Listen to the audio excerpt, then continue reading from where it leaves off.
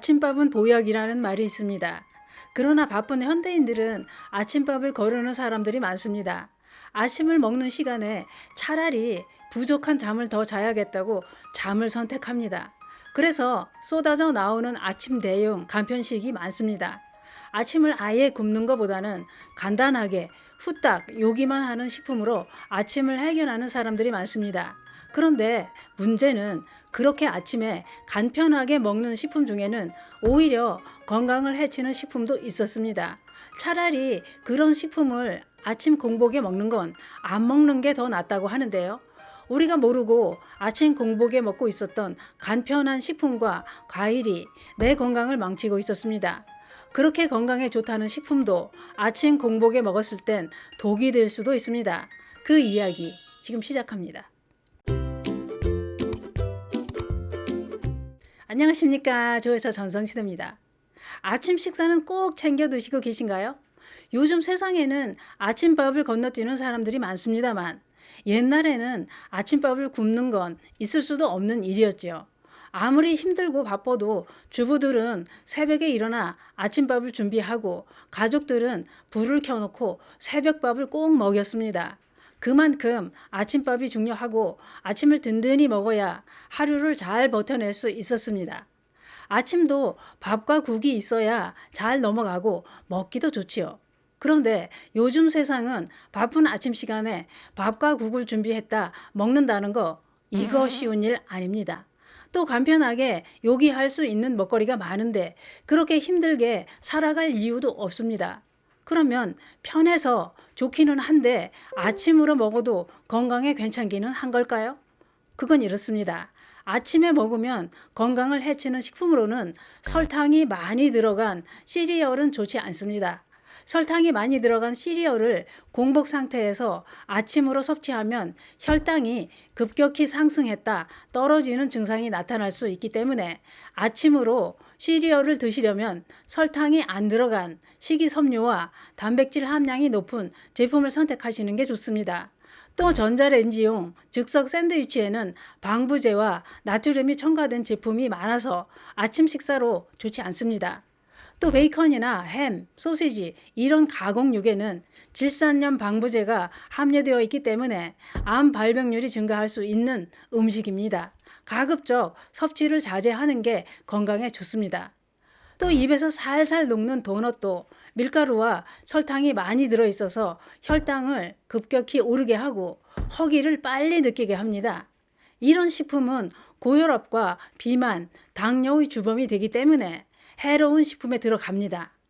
또 많이들 드시고 있는데 구운 식빵에 설탕 덩어리인 잼을 발라서 드시는 것도 아침 식사로 건강한 식단이 아닙니다. 그러면 우유는 어떨까요? 바쁠 땐 우유 한 잔으로 요기를 하기도 하는데요. 우유는 칼슘 섭취를 위해 꼭 섭취해야 되는 식품으로 권장하고 있습니다. 그런데 문제는 우리나라 사람들은 우유 소화 흡수력이 서양인들에 비해 낮습니다. 특히 유당 분해 효소 락타아제가 부족한 사람들이 많은데요. 그래서 우유를 마시고 나면 배탈이 나게 됩니다. 그런 분들은 우유를 아침 공복에 마시지 않는 게 좋습니다. 또 아침 공복에 섭취하면 해로운 식품으로는 마그네슘이 많이 함유된 바나나를 아침 빈속에 섭취하면 해롭습니다.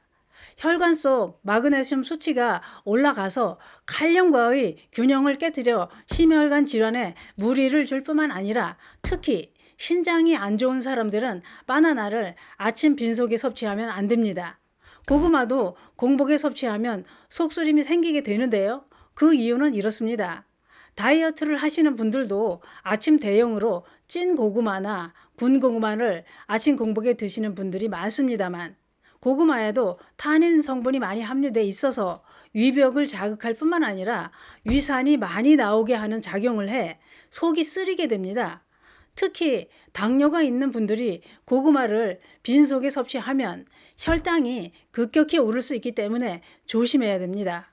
또 몸에 그렇게 좋다고 세계 10대 슈퍼푸드에 들어가고 완전 식품이라고 널리 알려진 토마토도 위가 약한 분들이 아침 공복에 섭취하면 독이 됩니다.